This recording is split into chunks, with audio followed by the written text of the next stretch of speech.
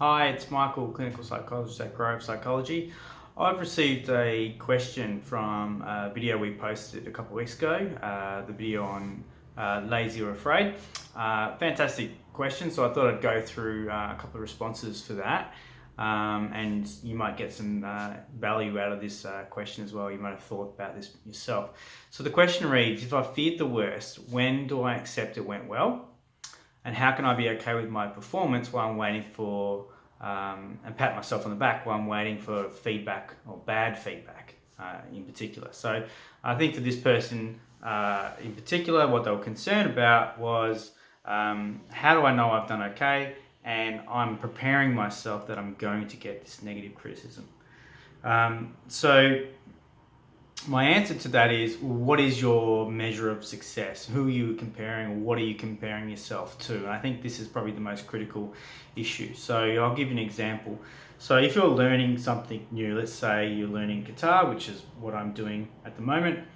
If my measure of success is that I need to be able to play the guitar like Kurt Cobain, for example, then I'm probably going to be measured as a failure because there's not too many Kurt Cobains out there in the world. If, however, my measure of success is, well, can I play a recognizable tune on the guitar and I can play it and somebody else listens to it and they say, yeah, I can hear that, then that's a measure of success. And maybe my measure of success is also, well, can I be a bit better than my performance last time or my practice last time? Whereas my measure of success is, can I make sure that I practice for 10 minutes a day every day of the week? And that is my definition of success, not the actual performance or ability. And so I'm moving away from that in particular. The other thing then, the second part of that question is, what's your definition of failure? So we talked about what your definition of success is. What is your definition of failure? And who is telling you that that is a failure? So is that your boss? Or is that you? If there was somebody else doing what you've just done, would you tell them that that is a failure, or would you say that they've done a reasonable job?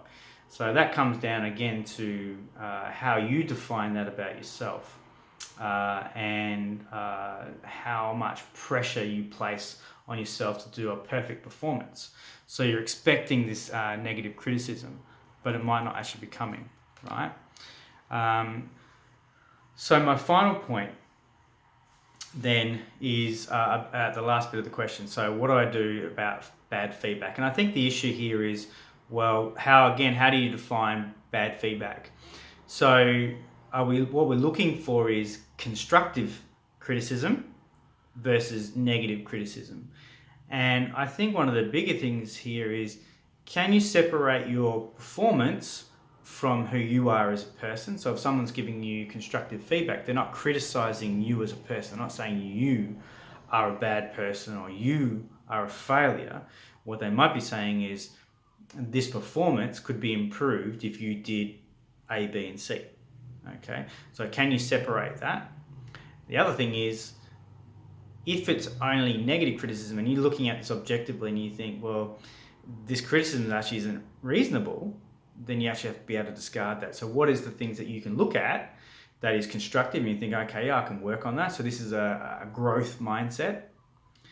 And what are the things that are not so relevant? Okay, so that's some of the answers there.